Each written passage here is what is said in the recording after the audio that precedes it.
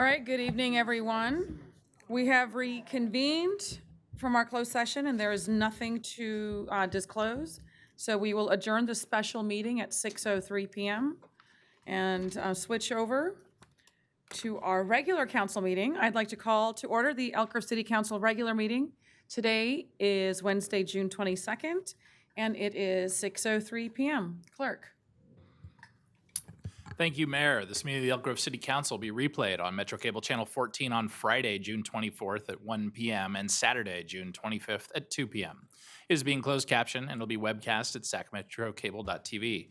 City Council meeting videos are also archived on the city's website at elkgrovecity.org. For members of the participating audience who may have personal electronic devices, please place them on silent mode during the meeting or on mute when you are not speaking. The Elk Grove City Council welcomes, appreciates, and encourages participation in the City Council meeting. City Council requests that you limit your presentation to 3 minutes per person so that all present will have time to participate. City Council reserves the right to reasonably limit the total time for public comment on any particular noticed agenda item as it may deem necessary. Pursuant to Resolution Number 2010-24, no individual speaker concerning public comment may address the City Council for more than 3 minutes. If you wish to address the City Council during the meeting, please complete a speaker card. These are the blue cards, which can be found at the back of the room or over by our Assistant City Clerk, Brenda Haggard, and provide them to Ms. Haggard prior to consideration of the agenda item. And another element that we'll add to our opening statement is for all of our staff that are using the podium and for any members of our public that are speakers, we have a little protective sign that says, please be careful around our microphones. They are set up and they do attenuate to speakers where they're set up, so there's no need to adjust them.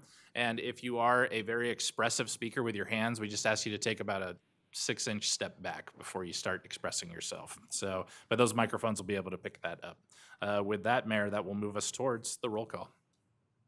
For the roll call, I will start with Councilmember Nguyen. Here. Councilmember Spies. Present. Councilmember Hume. Here. Vice Mayor Suen. Here. And Mayor Singh Allen. Here. All right, thank you. Next up is our Pledge of Allegiance. I would like to invite Mr. Warner to lead us in the pledge.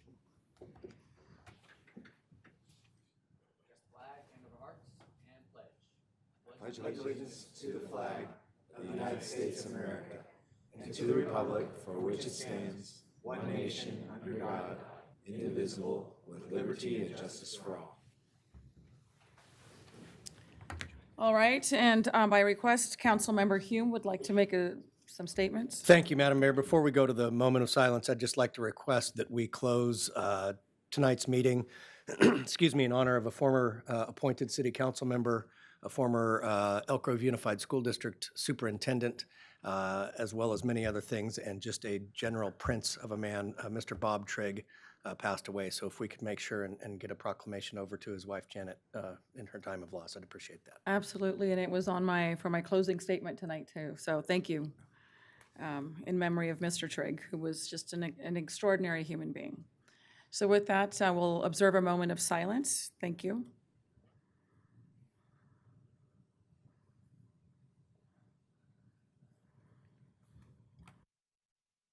All right, thank you. And next item, approval of the agenda. May I get a motion, please? So moved. Second. All those in favor, please say aye. Aye. Thank you. Next item, closed session. Stereo. And for our regular agenda, there are no closed session items scheduled under Section 3, which will take us to Section 4, our presentations and announcements. That first being item 4.1, the Civic Summer presentation. I believe we have some students in the audience that are partaking of the Civic Summer program, and we'd invite the representatives to come up to the speaker podium. Please join us. And all of you are welcome to join if you wish, or remain seated, however you wish. I think you'll be all right. You don't have to stand on tippy toes, just as long as you're within kind of that 6-inch to 12-inch range. Those will actually attenuate as you're speaking, so they'll pick you up. Good evening, Mayor and Council, and thank you for taking time out of your busy schedules to allow us, representatives of the Elk Grove Civic Summer Internship, to come and speak to you all tonight. My name is Alexandra Tan, and I am a rising senior at Laguna Creek High School. Beyond anything, it is essential for me that we youth get to speak our minds, push our ideas out, and be seen in our community. Not only that, we should strive to better ourselves and help others in this process. As the next generation, it is all about making a difference. Thankfully, the Elk Grove Civic Summer Program has provided the perfect platform in order to do so. A 5-week program that includes a seminar and an internship/work portion, myself as well as my fellow peers have taken part in engaging, practical lessons that can later be utilized as we begin to transition into the workforce. We have gotten the amazing opportunity to speak to the individuals behind all of the work done here in Elk Grove, which of course lends itself to our overall growth as students and as citizens. Again, thank you so much for your time and for being a part of a program with such a fulfilling impact on our lives. I would now like to pass it on to the next representative. Thank you again.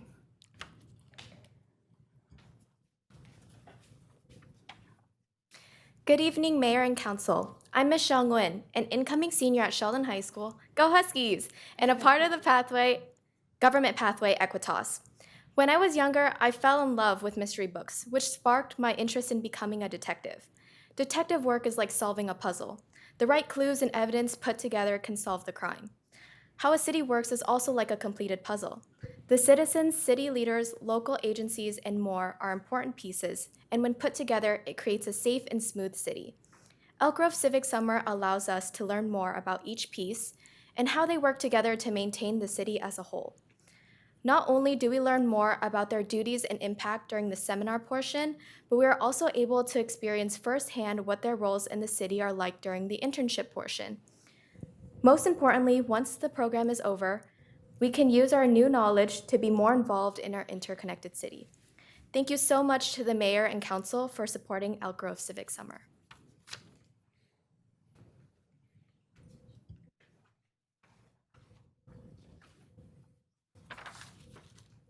Good evening, Mayor and Council. My name is Lex Strong, and I'm an incoming senior at Franklin High School. Go Wildcats. Our founding fathers disagreed on many things, but they all agreed that civic education is necessary for our nation to survive.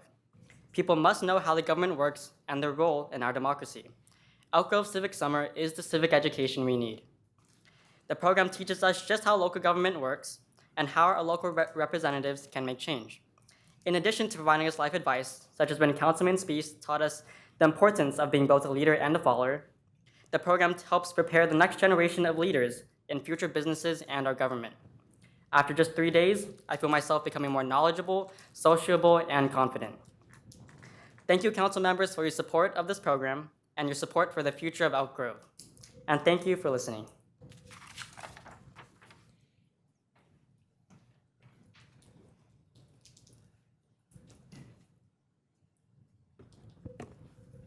Good evening, Mayor and the Council. My name is Hannah Lucas, and I am currently an incoming senior at Flooring High School, enrolled in the Law Academy. Go Panthers! Elk Grove Civic Summer has given me the opportunity to learn more about how the city works, as well as meet several new people. I gained connections I never thought I'd have, and learned new things about how the city really works. We listened to important guest speakers who held a vital part in helping the city run smoothly. We got the chance to ask them about questions about big problems in our world today, such as homelessness and carbon dioxide emissions. As these are topics that will continue to become even bigger problems in the future, I was invested in hearing their different perspectives on these issues. Through this program, I have gained new knowledge that I will take with me in all of my future endeavors. Thank you for your continued support.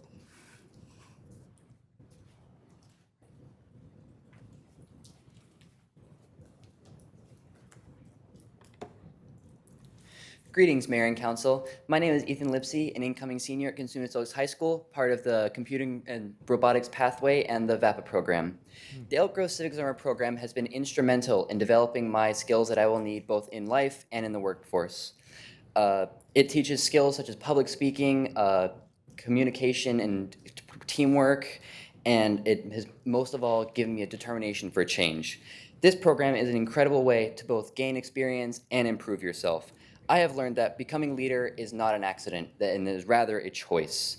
Through all of our guest speakers, I have been taught that the first person to join a movement is not the most important, but rather is everyone else that joins them along with it. A movement cannot gain traction unless more and more people are able to join him. I am very inspired to make a lot of change in our community, but it cannot be made by myself. I need the help of everyone else around me. This Elk Grove Civic Summer program has allowed this seed to grow in me, and it has taught me lessons that I'll remember for the rest of my life. If any future high school students are thinking about enrolling in Civic Summer, I wholeheartedly recommend every single one of them to do it. Thank you all, Council and Mayor, and have a good evening.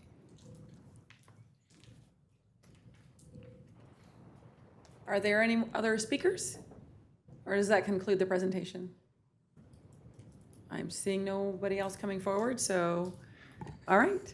Well, I want to thank you all. You all did such a tremendous job. You are truly our future leaders. And I myself look forward to speaking before the group next week. Just really proud of you, and I love the diversity of the schools.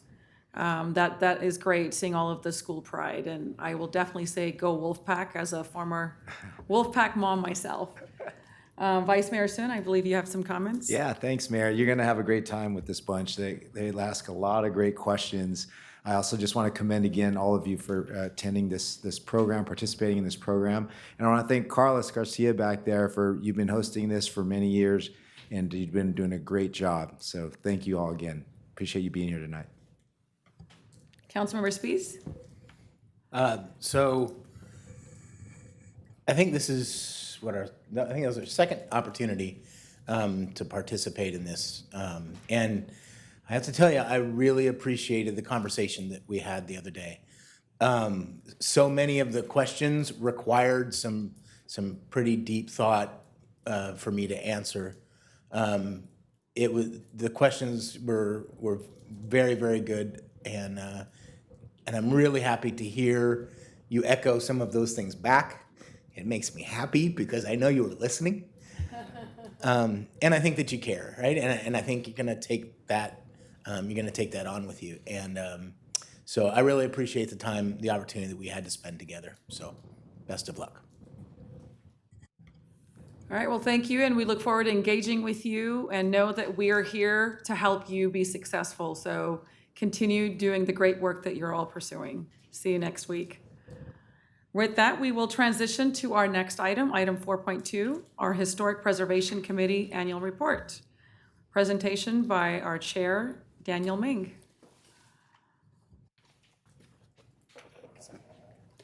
Good evening, Mayor, Vice Mayor, members of City Council. It's a pleasure to be here tonight. My name is Daniel Ming. I'm the president or chair of the HPC, and I'll be giving the annual presentation. This should be a fairly quick one this evening. So we currently have a full board. That includes myself, co-chair Peggy Forsyth Andrews, Dennis Butcher, Guda Chinder Ranhava, Nadia Melgoza, Daljit Singh Sandhu, and Brian Van Lent. Our purpose is to identify, designate, protect, enhance, and perpetuate the use of historical resources. Historical resources include buildings, structures, objects, sites, districts, cultural landscapes, and tribal cultural resources in the city that reflect special elements of the city's heritage and cultural diversity. Authority. Our authority is to provide formal recommendations on alterations to historical resources to the Development Services Director, Zoning Administrator, Planning Commission. We also provide formal recommendation to the City Council on the designation of historical resources. Our goals and plans for the upcoming year, including the rest of this year, include our annual training and creating a local Elk Grove Historic Register. And we're going to utilize the resource survey that we started in 2019. We've designated 95 resources, 49 of which are currently on the National Register. We also want to do a lot of public outreach. COVID's kind of restricted that, so it'd be nice to get back into that with its. Hopefully, it'll stay at a point where we can have some more contact and community meetings, and actually be able to solicit input and share information with the community. We also want to continue to maintain a strong relationship with the Elk Grove Historical Society, who's been a great resource to us, and also provide recommendations on Old Town SPA update. That's all I have for this evening. I believe Antonio has a few words. Good evening, Mayor Singh Allen, Vice Mayor Suen, members of the City Council. I'm Antonio Ablog, your liaison to the Historic Preservation Committee.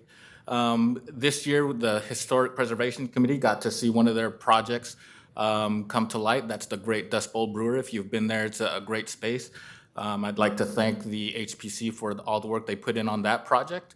In the upcoming year, you might see another project they reviewed come online. That's the historic warehouse to the south of Dust Bowl. We do have a few projects in line that are historic structures that we'll be bringing to the HPC over the next year. Also, we look for the HPC to play a large part in our SPA update. As Daniel mentioned, we're really looking to beef up the historic preservation language in that. And we're also, as Daniel mentioned, looking to create a local registry that Elk Grove could call its own. And as he mentioned, we're going to start with those properties that are already on the National Register and going to use those to start our own historic register for the city of Elk Grove. Thank you.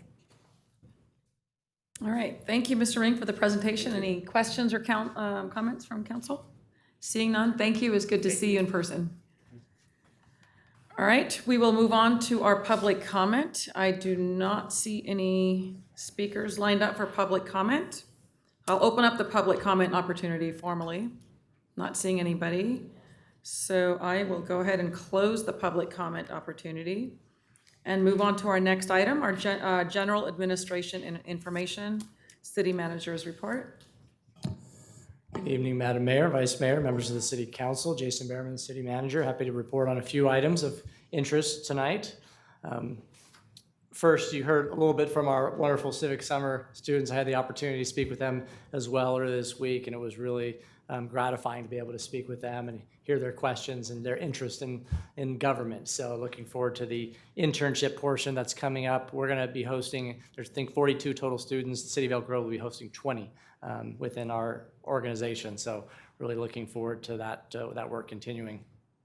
Also, it's with sadness that I need to report the passing of our K-9 officer, Rocky. Many of you may have heard about this, but Rocky was diagnosed with an aggressive form of cancer that could not be treated, and Rocky was credited with apprehending several dangerous suspects in his service. As without a doubt, K-9 Rocky saved lives. We extend our appreciation to K-9 Rocky for his years of service to the police department and to the Elk Grove community. In response to the excessive heat this week, the city and the CSD have opened a cooling center at Wackford Center, 9014 Bruceville Road. The center will be open daily through at least Monday, depending on weather, June 27th from noon to 8 p.m. every day. Center offers residents an opportunity to come and cool off, get some refreshing water, and get out of the elements. Visitors are required to wear face masks, which we have available at the site, and the facility does not accept pets. Just as a related note, high temperatures expected for tomorrow have prompted the cancellation of tomorrow's Neighbor Good Market at District 56. Over the past 2 weeks, the city's Recycling and Waste Division have given out thousands of free kitchen countertop pails through a grant from Cal Recycle. Pails are still available while supplies last at City Hall on weekdays from 9 a.m. to 1 p.m. And if you come to City Hall, I think it's the first day we were really inundated with the number of people that were interested in receiving those pails, and now it's a much more manageable program, but it's a pretty constant stream of individuals coming and getting those pails, and so we're getting close to running out of our initial 5,000 order, and we've ordered an additional 10,000. Those will be on the way in the coming weeks, so those will be available until supplies last. So also just a reminder, that new program for food waste kicks off on July 1st, where residents are required to place their food waste into their organic waste bin, their green waste bin. So.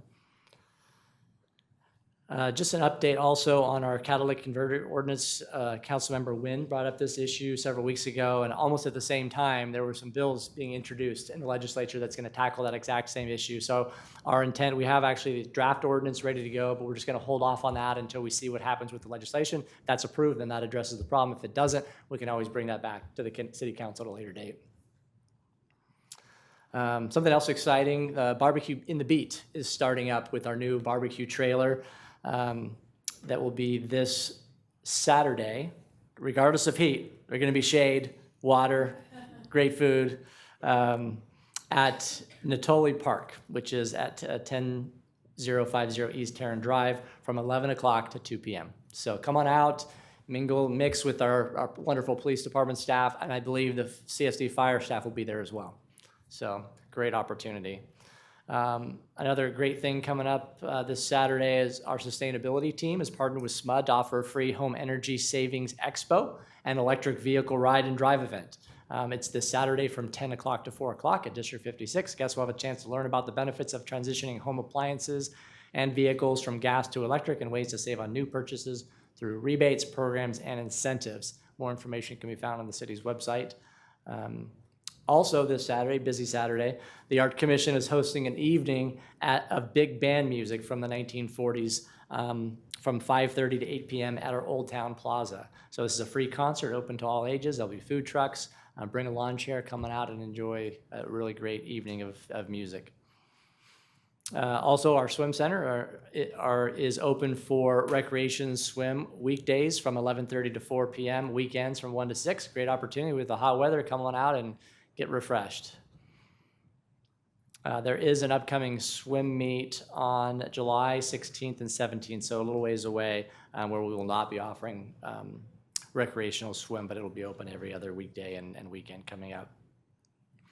Two more brief items. One is just a crackdown on illegal fireworks. 4th of July is coming up, and so we're going to be out in force with police, fire, code enforcement out, making sure that our community remains safe. It remains a challenge, but we have our drone resources and our officers out. So a message to those thinking about setting off illegal fireworks, don't do it. It's a danger to all the dry properties and stuff that we have. It always kicks off some level of fires in our community. It's also really harmful for individuals and pets and others that suffer from different ailments. So please be considerate of your neighbors and the properties around us.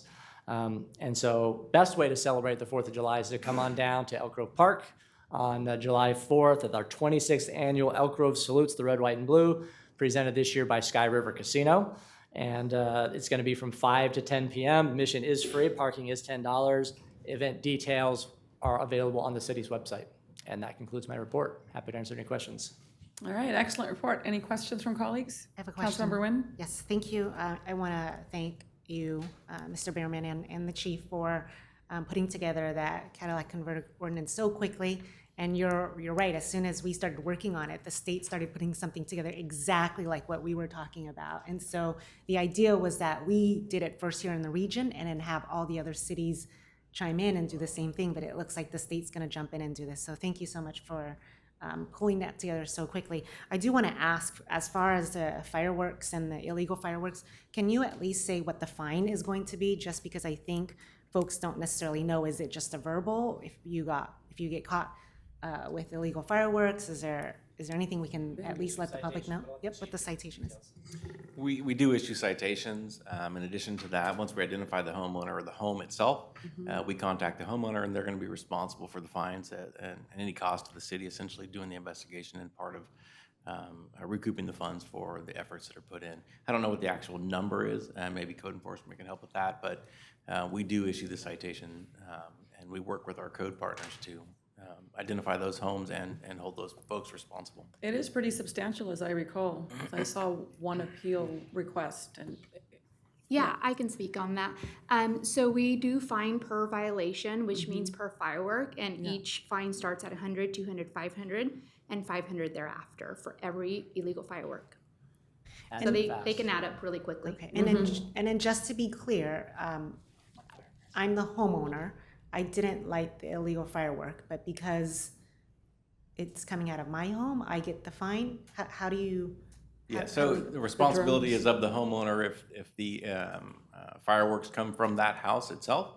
The idea is that we as homeowners should be responsible and should know what's happening in our home, and we go to those homes and identify them. Typically, we've used our drone resources to identify the house, so it's not just us driving by based on word. We actually have, in the case of last year, we had video evidence of them taking place at that home. Officers would go to those homes and make contact and identify the people that are there, and that's where the citation is issued. Got it. Thank you. what's the maximum fine? I mean, is this just, there's 30 fireworks that the drone captures, the fine will be per violation? Or is there a cap at the end? There is no cap, it's per firework. So the fines can certainly amount to large amounts. But right, they would start at 100, 200, 500 for every firework, and then 500 thereafter. Yeah, ouch. Are we doing some sort of publicity ahead of this so that people? Okay. Absolutely. I mean, not that I'm concerned that they get the fine, but it would be some good part of deterrence, right? To let Well, them my know. favorite is, can we find the illegal fireworks because they're illegal? So that's, we get those, I get those emails all the time. By its nature, it's already illegal. I did go out with the fire chief last 4th of July, and I was embarrassed of just seeing how many illegal fireworks and fires. I personally went with the chief to, I want to say 13 to 15, somewhere in there. And that's just in the time span that I spent with him from like 7 to 12:30. It's alarming, and we're talking very close proximity to homes and loved ones. So this is no joke. They do, and given that we're pretty much in a drought, it's very dry out there. So to the extent that we can have more public awareness through our social medias, just to remind, and even in our newsletters, and then even, the citizen, to really educate that it is dangerous. The ground is dry, and let them know, of course, about the different fine structure, but most importantly, don't do it. Just come out there and celebrate with everyone at Elk Grove Regional Park. Well, and the steepness of the fines is something that, iterated over time, we increased, because when you're spending money on illegal fireworks, they're spending a lot of money on those anyway. So if your fine's only $50 or something, it's really not, doesn't disincentivize very much. So that's what we found, and so I agree. We let them know, but it needs to be. And again, to your point, Mayor, the consequences of these fires, and not to mention we got a lot of veterans in our city that were these loud noises. Animals, of course, too. So making sure that everybody can celebrate in a safe fashion and enjoy the holiday is important to us. Yeah, I agree. So just more outreach. Yeah, and we've noticed in the evening the wind has started to pick up. Yeah. A lot, and so before you do that, think about the homes and the lives that you could be harming, should there be a wild, big fire that Absolutely. happens. All right, well, thank you for the update, and look forward to seeing those social media notices for being responsible with fireworks. With that, thank you. We will move on to our next item, our consent calendar items. I will open up the public comment opportunity. Seeing nobody signed up for that, I will close the public comment opportunity and look for a motion to approve the consent calendar. Move. Second. All those in favor, please say aye. Aye. Thank you. Moving on to our next item, item 8.1. A public hearing to consider a determination of the public conveyance or necessity for the sale of beer and wine for the Seasons Asian Market Project located at 7440 Laguna Boulevard, Suite 107. Hi. Hi. Good evening, Madam Mayor and members of the City Council. Joseph Dagerman, Associate Planner with Development Services, here this evening to present the determination of public convenience or necessity for the Seasons Asian Market. The project consists of a determination for public convenience or necessity to allow the applicant to obtain a Type 20 alcohol license from the California Department of Alcoholic Beverage Control. Type 20 license allows for the sale of beer and wine for off-sale consumption. It does not allow for the sale of hard liquor. The project site is located within the Seasons Asian Market in the Laguna Pavilion Shopping Center, located on the southeast corner of Laguna Boulevard and Bruceville Road. The grocery store received building permits from the city in 2020 to improve an approximately 8,670 square foot tenant space it currently occupies. The applicant did provide a floor plan. They are proposing to sell beer and wine in 2 areas of the store. The first location being in a refrigerator, and then the second location being on a shelf above a freezer chest. ABC requires an applicant to obtain a PCN from the affected jurisdiction when the establishment is located within high crime area and/or when the census tract is deemed overconcentrated by ABC standards. The project site is located in Census Tract 96.12, which ABC determines that any more than 3 licenses is considered to be overconcentrated. Currently, there are 2 active licenses. Those would be the Rite Aid on the northwest intersection of Elk Grove Boulevard and Bruceville Road, as well as the Chevron convenience store on the northwest intersection of Bighorn Boulevard and Elk Grove Boulevard. However, it has been determined that the Seasons Asian Market is in a high crime area, which is a crime reporting district that has a 20% greater number of reported crimes for all districts in the city. Elk Grove is currently separated into 26 subsectors for crime reporting purposes. Annually, the Elk Grove Police Department compiles a crime statistics list into 8 areas that can be found in attachment 2 of your staff report. The project site is located in subsector 2104 and had 157 crimes reported in 2021. The average number of crimes reported per subsector was 95. Therefore, the project is in what is determined to be a high crime area.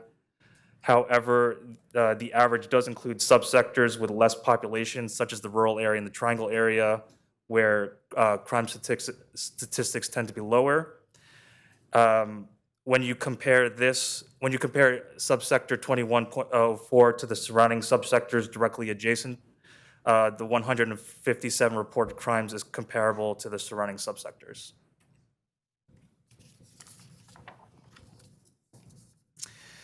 ABC requires the project to obtain a PCN from the city before the issuance of an alcohol license. Pursuant to the Elk Grove Municipal Code, the City Council determines whether the PCN will be served by the issuance of an alcohol license for the applicant's premise based on the following factors. Number 1, proximity and number of other retail outlets selling alcohol.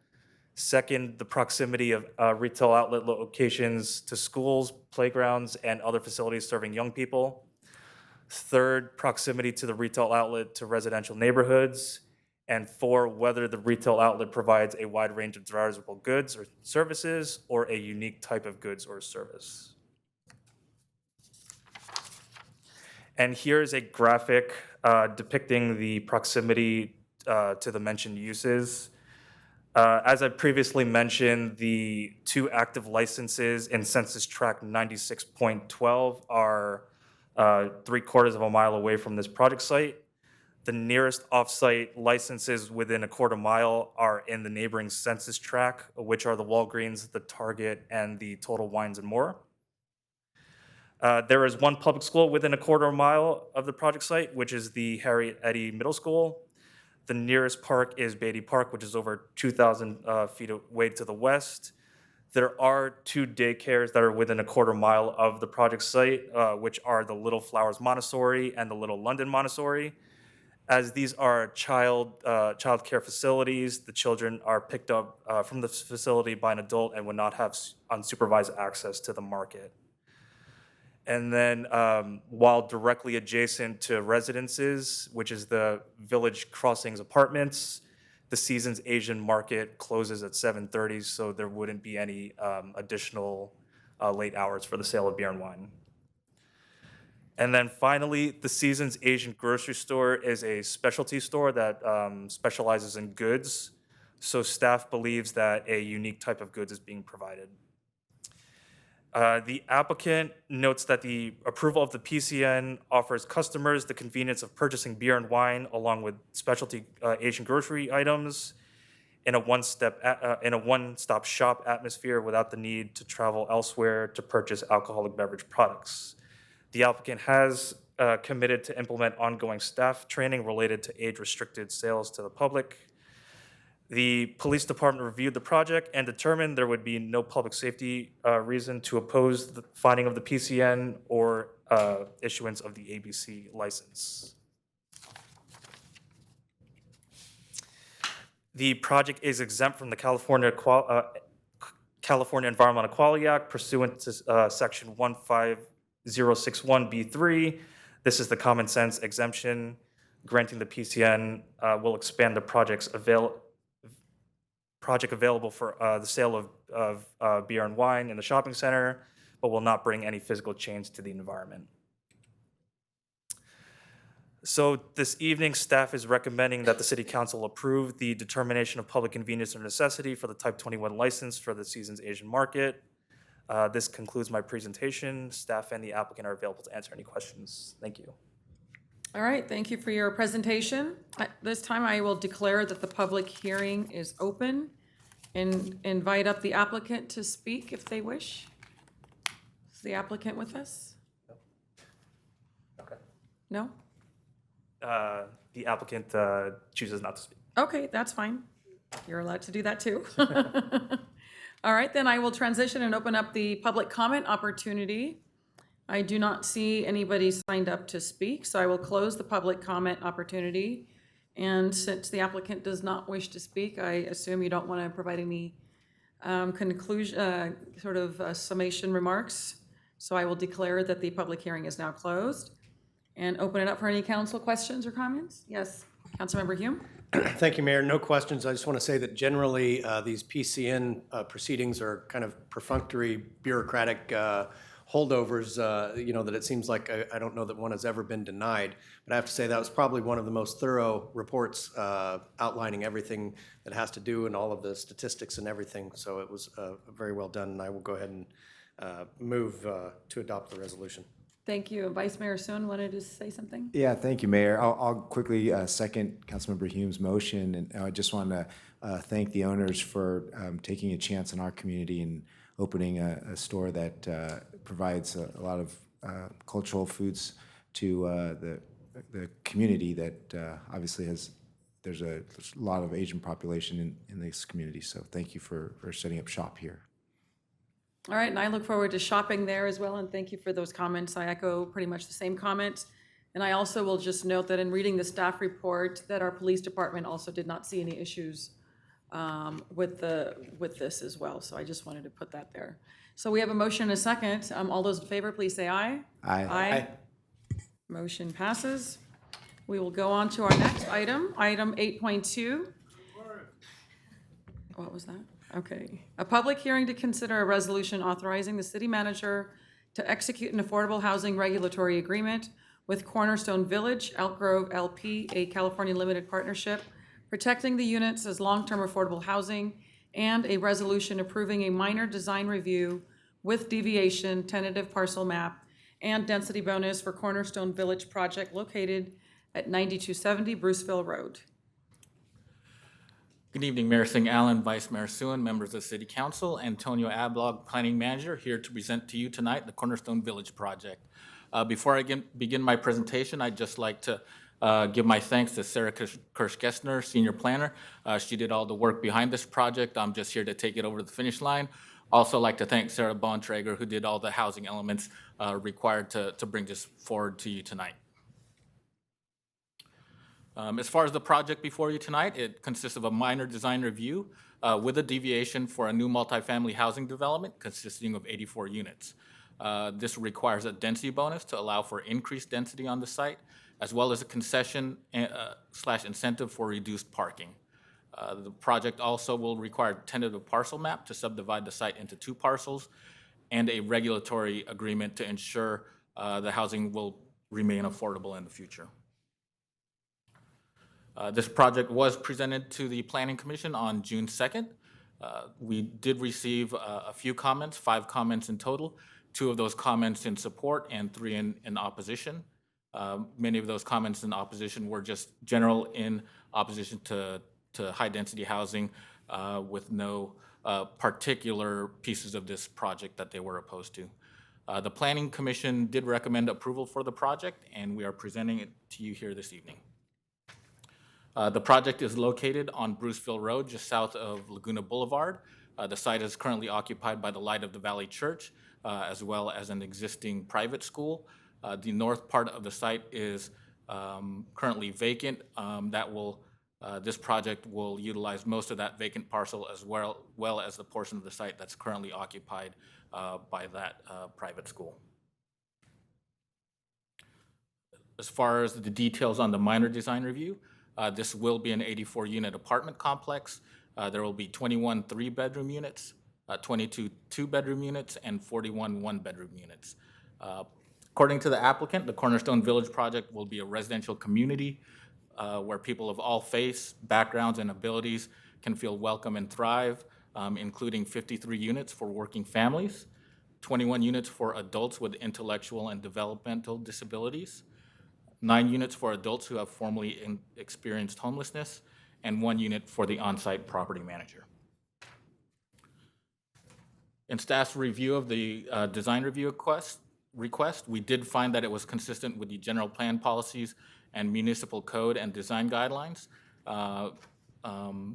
as long as the deviation and associated density bonus are also approved. As far as the project itself, there are 2 building types proposed, two buildings, building A and B, and I'll present those plans to you further on in the presentation. We did find that the design unifies the existing church building, which will remain on site. Will unify that church building and the new buildings into a single community.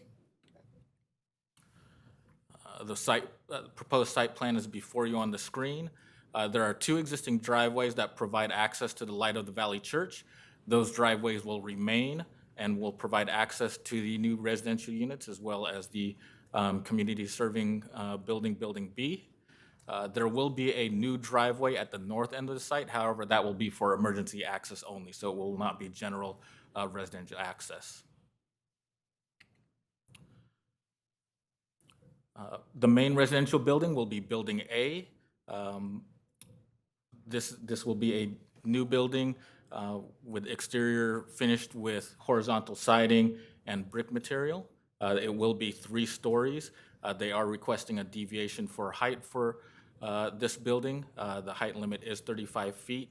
And in order to meet the densities that they need to bring this project forward, they are requesting a height of approximately 45 feet for this Building A. There is a second Building B, which will be one of the buildings on the site. This building will also contain residential units, but it will also house the community serving functions, the offices, multi-purpose room, and community gathering space for the community. As I mentioned before, there is a design deviation for building height. The proposed height is 46 feet 10 inches. The height limit is 35 feet, so they are exceeding that, but though they are exceeding that height, those buildings have been moved and shifted away from the property lines towards the center of the property to give some buffer to the adjacent properties. Because the existing church will remain, some of those buildings will be placed a little bit closer to the property line, but where they are closer to the property line, there is a line of existing mature trees along that property line that will remain and provide a buffer to those buildings.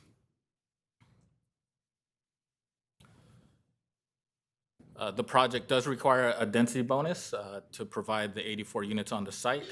As far as the density bonus, housing developments that provide 100% of units for lower income housing are eligible for an 80% density bonus over the number of units that are typically allowed in the zone. Based on the RD15 zoning, the project site is eligible for a density bonus of up to 27 units per acre. Based on the 84 units, the density has been calculated at 26.9 dwelling units per acre, so they are within that 80% density bonus range. The project will provide 106 parking spaces, and that's pursuant to the parking requirements that are within our density bonus ordinance within the zoning code. There is a tentative parcel map proposed. This tentative parcel map will split the property into 2 parcels, a 3.12 acre parcel and a 0.97 acre parcel. The 0.97 acre parcel will be the parcel that will be retained by Light of the Valley Church, which will remain on site and continue operating. Because of the density bonus and affordability requirements, a regulatory agreement is required for this project. This regulatory agreement will deed restrict the project so that those units will remain affordable. It will be recorded against the parcel that will be created for the residential units. That's parcel 1. And there's a condition of approval on the project which requires recordation of this agreement concurrently with the final map and prior to issuance of building permits to construct the project. The development team did conduct a public outreach meeting. This meeting was conducted online. That was on March 22nd, 2022. And as far as comments received for this evening's meeting, we did receive one public comment, I believe, last week. We did receive another one today. Both of those comments noted concerns related to traffic, and I believe one of the letters did note concerns related to the sewer system. As far as traffic, this was reviewed by our city engineering departments, including the traffic engineer. City staff did not find that the project would cause any traffic concerns, looking at how much traffic would be generated by the project and the existing traffic levels on both Bruceville and Laguna. Furthermore, our general plan now looks at vehicle miles traveled, or VMT. The project did do a VMT analysis, and it was found that the project VMT would meet the city's goal of providing a 15% reduction of VMT. As far as the sewer, this project was routed to the Sacramento County Sewer District. They provided conditions on the project, but they did not note any concerns that there wasn't existing capacity in the sewer system to handle this project. As far as the California Environmental Quality Act, staff did review any potential impacts of this project, and we found that the project would be exempt pursuant to State CEQA Guidelines Section 15332, which is the infill exemption. As far as our recommendation this evening, planning staff recommends the City Council adopt a resolution authorizing the city manager to execute an affordable housing regulatory agreement for the Cornerstone Village project, and also that the City Council adopt a resolution finding the project exempt from CEQA and approving the minor design review with deviation, the density bonus, and the tentative parcel map for the Cornerstone Village project. That concludes my presentation. I'd be happy to answer any questions. I also have Sarah Bontrager here if there are any housing-specific questions, and we do have the applicant here also. Thank you. All right, thank you for your presentation. At this time, I'll declare that the public hearing is now open and invite the applicant to speak if you wish. Hello, good evening, Mayor and council members. My name is Julie Mendel, and I'm here representing the applicant of Cornerstone Village. Cornerstone Village is a partnership between the Light of the Valley Church, the current property owner, Able Light Inc., a nonprofit organization with roots in Wisconsin and deep experience providing services and housing to individuals with intellectual and developmental disabilities, and the John Stewart Company, a California-based affordable housing management and development organization. So as you just heard from Antonio, our team is working collaboratively to transform the Light of the Valley's 4-acre site into a mixed-use campus. Much of it is currently underutilized parking. And we want to build an inclusive, affordable housing community where people of all faiths, all backgrounds, all abilities can thrive. This community will include 53 units for working families, 21 units set aside for individuals with intellectual and developmental disabilities, and 9 units set aside for adults who formerly experienced homelessness. We know from our experience developing and managing sites like this that on-site services are really key to ensuring that people maintain housing stability once they receive an affordable place to live. So I want to share a little bit about our vision for the network of services on the site, since that's not necessarily something discussed in the staff report.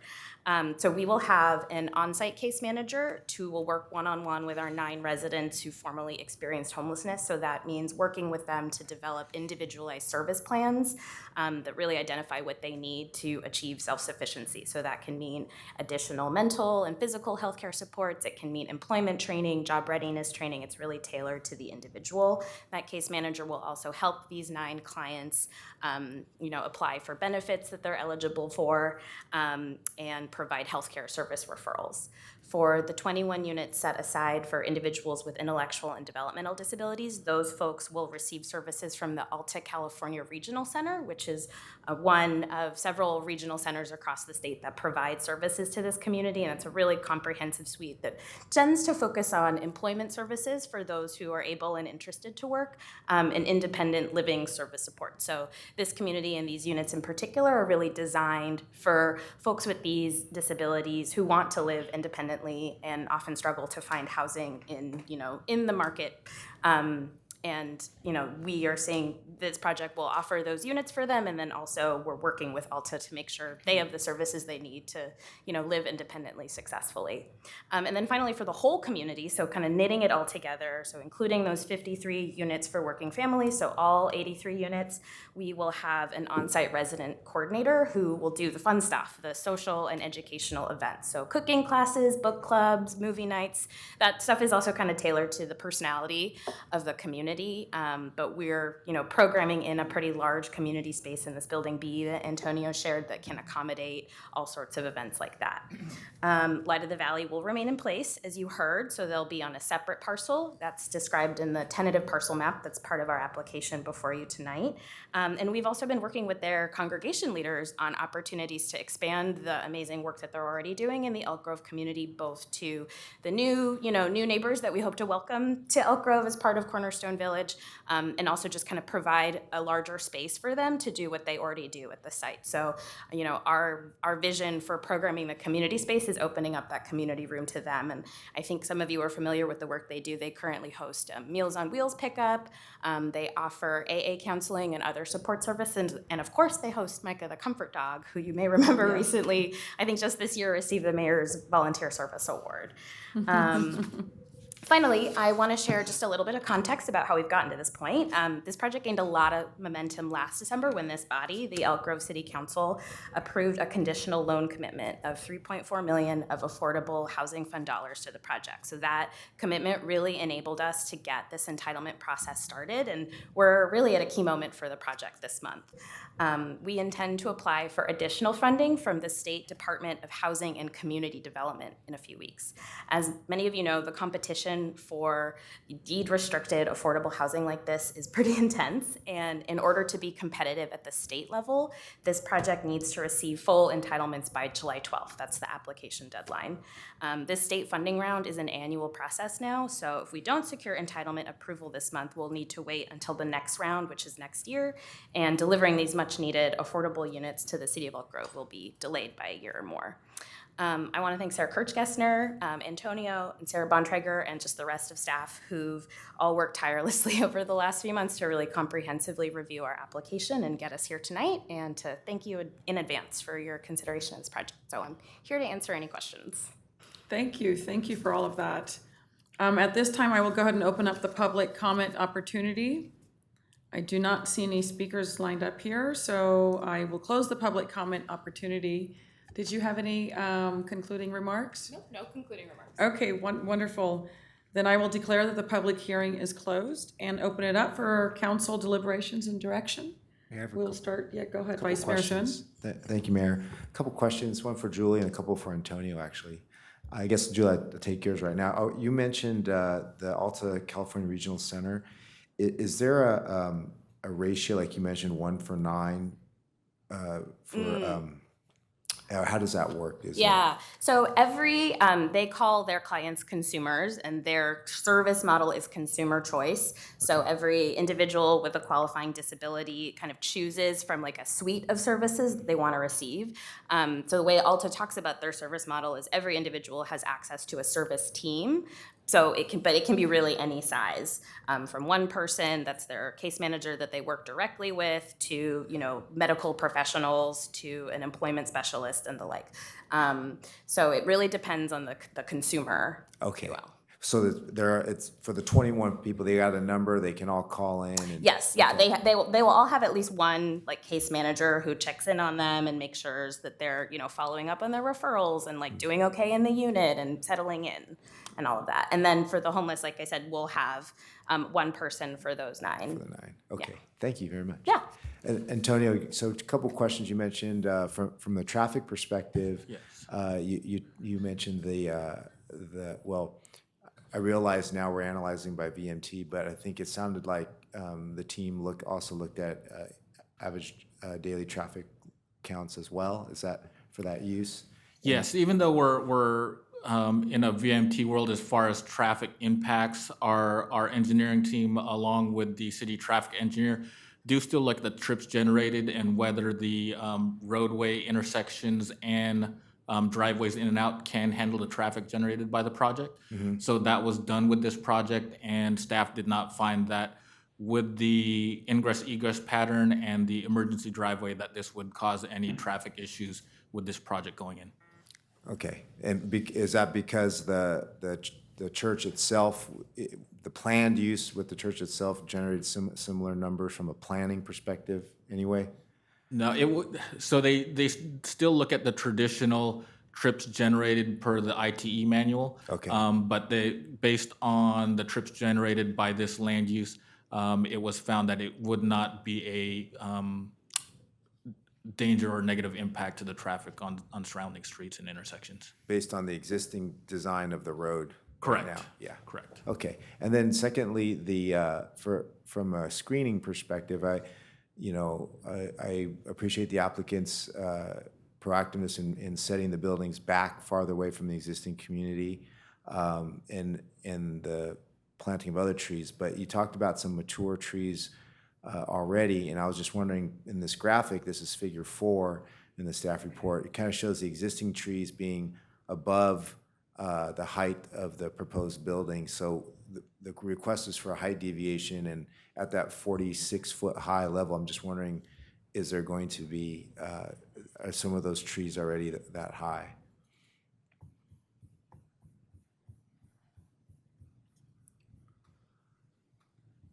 Yes, so if you look at the orientation of this site plan is off, but at the southwest corner of the site is where those mature trees are. Those buildings there will be the 46-foot height. But if you look at what's allowed under our current regulations, the 35 feet, it's 3 stories. Those buildings are 3 stories. It just happens with the hip roof, it does extend above that 35 feet. I don't know off the top of my head how tall those particular trees are, but I know some of the mature trees on the border, including along that edge, are anywhere between 25, 30 feet, maybe a little bit taller. So in our review, we found those would provide an adequate buffer from those buildings that are closer to the property line to the adjacent single-family residences. Okay, so those are already 25, 30 feet tall. Yes, those are already mature trees. Okay, all right, thank you. Thank you very much, appreciate those questions. Yeah, and so I just, from a common perspective, I mean, one, obviously, any project that comes in, I want to make sure that, it minimizes the impacts to the surrounding community. And this being an affordable housing project, we've received a few comments from folks, the neighbors nearby, concerned about the project in general, concerned about from traffic impact and sewer impacts, as we heard, but also from the affordable housing perspective. And so I think, as this city, this region struggles with housing in general, I think there's also needs to be some consideration in the relationship between lack of housing, lack of affordable housing, and then the increase in the homeless population. And so it's incumbent upon us to make sure, as best we can, to incentivize that there's an adequate supply of housing, of affordable housing, and that's just one solution that we can start to address the homeless population. And so I really appreciate, Julie, you here tonight, hearing the amount of services that you're providing. And we've talked before, Councilmember Hume and I being on the Affordable Housing Committee, and hearing about the services that is provided, the previous projects that you've done, and the uniqueness about this, about serving our mentally disabled community. I think is something unique for our city, but is needed. And so I support this project, and we look forward to partnering with you. Thank you. For that, I'll make a motion. Thank you. To approve. Thank you, Vice Mayor. Any other questions or comments from my colleagues? Yes, Councilmember Hume. Thank you, Mayor. Just a couple of comments. First, I want to congratulate Antonio for not fumbling the ball after the two Sarahs got us this, close to the goal line. So thank you for doing that. And then I also want to commend Julie for, as expressive as she was, she still managed to avoid the microphone. So the city clerk definitely appreciates that. I made a lot of these similar comments back when we were hearing the loan agreement regarding this project, but kind of to what the Vice Mayor was just talking about here is, when we look at the housing shortage supply, there is so much to like about this project because of how integrated it is. It's families, working families who want a safe place to live. It's folks who are trying to be independent but need a little bit extra help and a little bit of extra supervision. And then it's folks who are trying to transition out of homelessness into a more stable environment. And so having all of those uses wrapped together to where you're going to have these case managers on site who are not just there to service their clients and their clients' needs, but also to make sure that their clients are in a good position relative to everything else that's going on in the unit. So there's going to be a lot of eyes on this site. And then when you couple that with the synergy that I think, and it's unfortunate that Pastor Jay isn't here, but I guess he's handed his ball off to see that it doesn't get fumbled. But the synergy that goes along with having this church partnering in, and as far as how this fits into their mission of really serving their community right there out their front doorstep. And so I will wholeheartedly second the motion. Thank you, Councilmember Hume. Councilmember Spies. So first, let me say, before I go further, I have some questions, but I do want you to know that I do support the project. I did have a number of conversations as well with some residents in the area nearby, and so I just got a couple of questions, and hopefully you can help me out with it. So was this, I'm not very familiar with that surrounding area, was this part of a master planned area at one point in time? No, it never was? I don't believe so. Okay, all right. And so how long has it been in RD15? RD15, I don't know. Anybody know? CJ, do you know that? As long as I can remember, I think this would go back to the original Laguna development, which would have been the late 80s. Okay, all right. So you think it's been, okay. All right, well, I guess the general feeling that I had with these folks, and I understand it, we hear it very often, but I want to be sure that, that's recognized. They feel as though the deal has been changed on them. I had the opportunity to discuss with them. I get it, right? But for the reasons that you mentioned, this is the reason why we do that. But I did want to kind of understand it a little bit more and acknowledge that, we 30 years ago, or I can't do my math, in the 80s, would we have thought that this would have been, the right thing to do? Perhaps not. I don't think anybody would have seen a housing crisis as we have it. So I understand as though some folks feel as though the game changed on them. So, but with that, I do support. Councilmember Nguyen. Thank you, ma'am. So I echo everything that our Vice Mayor and Councilmember Hume said. I just love the idea that for the first time ever, this is happening here, where it's so innovative and so creative that we're bringing together working families. I think when folks hear the word affordable housing, they think it's just a bunch of individuals that are going to be living in a unit and not paying for this. So working families, folks, there are people that work for a school district. There are people that work in healthcare that will be living in these units, but also being able to house folks that have experienced homelessness. And then my most favorite part is the intellectual individuals with disabilities. They grow up to be adults and they want to be able to live on their own with a little bit of assistance, as what Councilmember Hume said. And so this right here gives us an opportunity to be able to give them that chance. And most of you may not know, but here in the city of Elk Grove, we have lots of families that have a family member that is living with them that experiences this. And this gives them the opportunity to give them the chance to go out there and experience life on their own. So I wholeheartedly support this. And thank you so much for bringing this to us. So I think that's motion one, right? We have a second, yeah. So to not be repetitive of what my colleague said, but I think this is a fantastic project. And I do support, love the innovation of this. And as it relates to persons with intellectual disabilities, I'm reminded of Jesse Baker School here in Elk Grove. And it's such a special place. And one of the components of that school is to teach some of our disabled students to live on their own when they become adults, to learn self-sufficiency, and to have a place where there is dedication for this effort, I think is quite remarkable. So this project, I commend you all for this sort of mixed-use campus, as you called it. It's quite remarkable, and there is a huge need. We are in an affordable housing crisis, and every city is facing that. And I'm reminded of some of our other affordable housing projects where we had a need, where we only had a few hundred slots and over 25,000 applicants, I believe. So clearly, the need is quite large and overwhelming sometimes. But I don't want, to just stop here with affordable housing. I just want to always remind, we also need to create homes where those entry-level homes, because that is also part of the affordable housing discussion. It's not just to be able to rent a place, but those entry-level homes. I got a letter today from a lady who works in the school district and whose husband also works in the school district. I won't mention her name. And she wanted to convey her frustration that she cannot afford to buy a home in the city where she works and loves.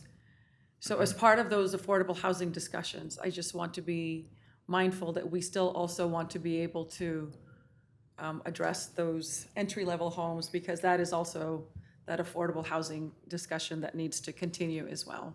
But I applaud the efforts, and I look forward to this, and certainly don't want any delay because the need is so huge. So I do see a motion in a second. So all those in favor, please say aye. Aye. Thank you. Motion 2. Then motion 2. And Second. a second. All those in favor, please say aye. Aye. Very good. On to our next item, item 8.3. A public hearing to consider a resolution confirming and approving the report of delinquent public nuisance abatement and sidewalk repair costs and authorizing their collection on the tax roll. Good evening, Madam Mayor, Vice Mayor, members of the City Council, Rosa Tapia, your Code Enforcement Manager. I don't have a formal presentation for you this evening. The item before you is Code Enforcement's and Public Works annual tax roll of delinquent public nuisance and sidewalk repair costs. This year, staff is requesting to tax roll $10,695 in sidewalk repair cost. This is a slightly lower amount than noted in your staff report. The Public Works Division received payment for one property earlier today, which reduced the total requested tax roll amount. Additionally, staff is requesting to tax roll $2,340 in public nuisance abatement costs. These costs are generally associated with Code Enforcement's annual weed abatement work.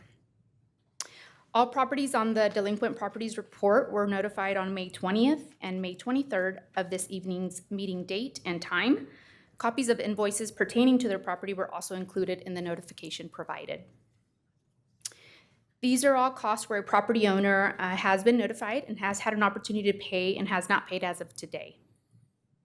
If the resolution were to be passed as it is today, the properties on the delinquent report would still have until July 22nd to either enter into a payment plan with the city or make a full payment before the city submits a final report to Sacramento County on August 2nd, 2022. And with that, I'm available for questions, and so is the Deputy Public Works Director, Sean Gallagher. All right, thank you. I will declare the public hearing open and open up the public comment opportunity. Don't see anybody signed up to speak, so I will close the public comment opportunity and declare the public hearing is now closed. Open it up for any questions. Motion. All right. We have a Second. motion and a second. All those in favor, please say aye. Aye. Thank you. Moving on to item 8.4. I'll just leave it at item 8.4. I don't want to read that whole thing. Sure, we can give you the quick version. It's actually going to be 6 public hearings, and this is going to entail annexations into community facilities districts for police services and maintenance services, and assessment districts for street maintenance and storm drainage. It's for 3 projects: Sheldon Grove, Trojan Storage 2, and Charrington Lane. I'll hand it over to staff to take it from there. Thank you. I don't blame you, Madam Mayor. Good evening, Madam Mayor, Vice Mayor, and council members. I'm Renee Attar, Finance Analyst for the city. Back again this evening with a presentation for proposed annexations into the city's special tax districts. Okay. As you know, the city maintains 8 special tax districts, which provide funding for infrastructure or for services such as police, maintenance, street lighting, and stormwater drainage. Annexations into the appropriate districts are typically part of a new development project's approval process. The requirements are specific for each project and vary according to the geographic location and building use. The special taxes are subject to annual rate adjustments.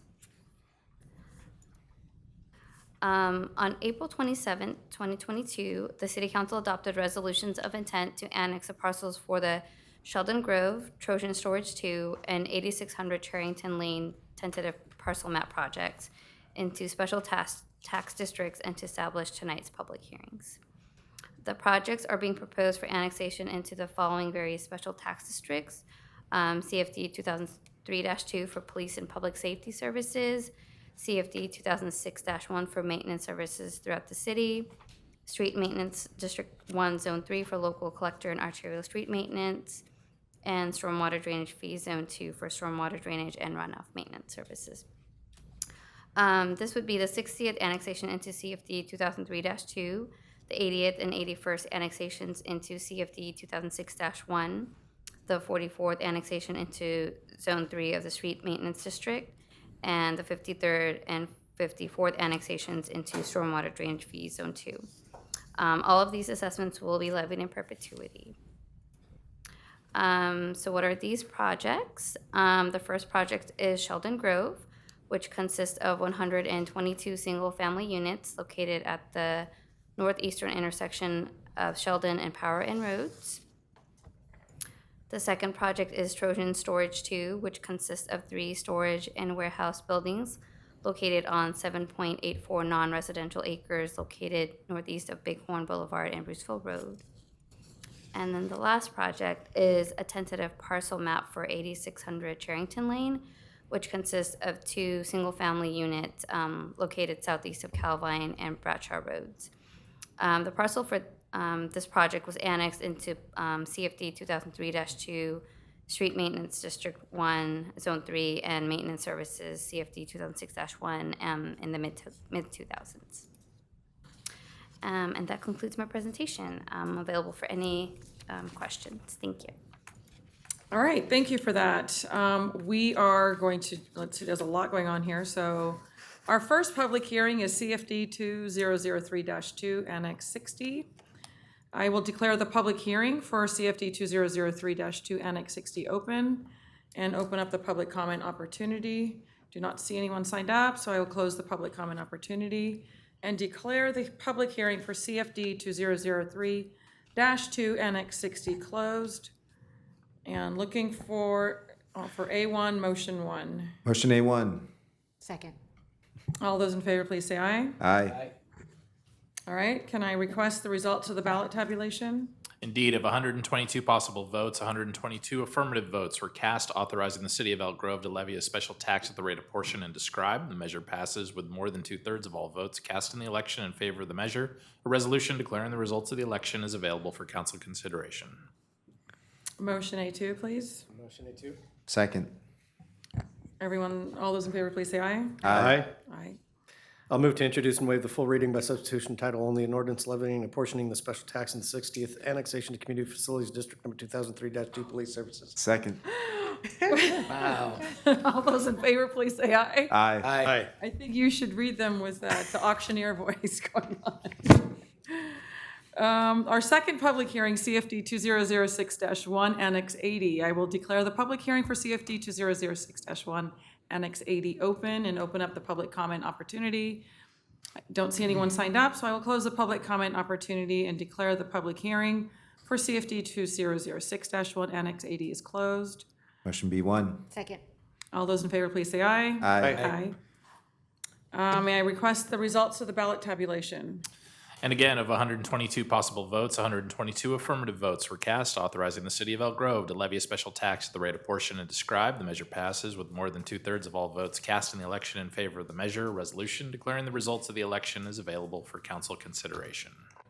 Motion Aye. B2. Second. All those in favor, please say aye. Aye.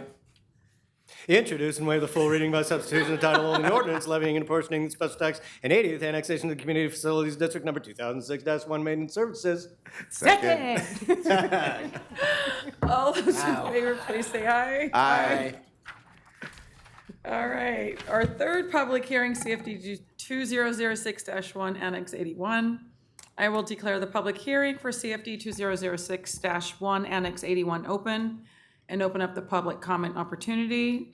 I don't see anyone signed up, so I'll close the public comment opportunity and declare the public hearing for CFD 2006-1 Annex 81 is closed. Motion B4. Second. All those in favor, please say aye. Aye. May I request the results of the ballot tabulation? Of 8 possible votes, 8 affirmative votes were cast, authorizing the city of Elk Grove to levy a special tax at the rate apportioned and described. The measure passes with more than 2/3 of all votes cast in the election in favor of the measure. A resolution declaring the results of the election is available for council consideration. Motion B5. Second. All those in favor, please say aye. Aye. Mr. Hume. Introduce and waive the full reading by substitution of title only. An ordinance levying and apportioning the special tax to the 81st annexation to Community Facilities District Number 2006-1 Maintenance Services. Second. All those in favor, please say aye. Aye. All right. The fourth public hearing, SMD 3-AG Annex 44. I will declare the public hearing for SMD 3AG Annex 44 open and opening up the public comment opportunity. Don't see anyone signed up, so I'll close the public opportunity and declare the public hearing for SMD 3-AG Annex 44 is closed. And request the clerk to provide the results of the ballot tabulation. And on this one, there is no majority protest of 122 possible votes weighted according to the proportional financial obligation for each property. 122 affirmative votes were returned. The ballot approves the proposed assessments and the proposed inflation adjustment limit described for the parcel identified in the ballot. A resolution determining to levy assessments in the district is available for council consideration. Motion C. Second. All those in favor, please say aye. Aye. Our fifth public hearing, SWDF Zone 2 Annex 53. I will declare the public hearing for SWDF Annex 53 open and open up the public comment opportunity. Don't see anyone signed up, so I'll close the public comment opportunity and declare the public hearing for SWDF Annex 53 is closed and request the clerk to provide the results of the ballot tabulation. And for this one, there is no majority protest of 122 possible votes weighted according to the proportional financial obligation for each property. 122 affirmative votes were returned. The ballot approves the proposed assessments and the proposed inflation adjustment limit described for the parcel identified in the ballot. A resolution determining to levy assessments in the district is available for council consideration. Motion D1. Second. All those in favor, please say aye. Aye. All right. Our sixth public hearing, SWDF Zone 2 Annex 54. I will declare the public hearing for SWDF Annex 54 open and open up the public comment opportunity. Nobody has signed up to speak, so I will close the public comment opportunity and declare that the hearing for SWDF Annex 54 is closed. And may I request the results of the ballot tabulation? There is no majority protest of 10 possible votes weighted according to the proportional financial obligation for each property. 10 affirmative votes were returned. The ballots approved the proposed assessments and the proposed inflation adjustment limits described for the parcels identified in the ballots. A resolution determining to levy assessments in the district is available for council consideration. Motion D1. Second. All those in favor, please say aye. Aye. Thank you. Next item, regular agenda action items, recommendations. And we have none on the agenda for this evening, so that'll take us to section 10. Council comments, I'll start to the left. Councilmember Hume. No comment or future agenda items. Just wanted to say I had a great time at the Diversity and Inclusion Commission's Cultural Connections for Juneteenth. Fabulous event, and then had a good Economic Development Ad Hoc Committee meeting. We received 4 proposals for Project Elevate, so exciting times. Vice Mayor Sun. Yeah, I'd echo that sentiment, both of those. It was great seeing former Police Chief Daniel Hahn and our very own Sam Starks in our community, hearing them speak. We had a SACOG meeting, and we, not to get too complicated, but we, as the mayor and Councilmember Spees know, you get negotiating the citizens measure dealing with greenhouse gas emissions, how as it relates to SACOG. There's a lot of discussions around that, but you'll hear more about it in the coming weeks. Thanks. Very good. Councilmember Spees. I do have one quick one. I wanted to thank staff for showing up for the Camden Neighborhood Association Monday evening. The information was very well received and appreciated by the community. I had a few comments from folks afterwards, and they were very appreciative that the city shows up in large numbers as well as CSD, and really gets them the information that they're looking for, and they're very much appreciative. So thank you for spending your evening with the Camden Neighborhood Association. Councilmember Nguyen. I just wanted to say happy birthday, Mayor, and happy birthday, Councilmember Hume.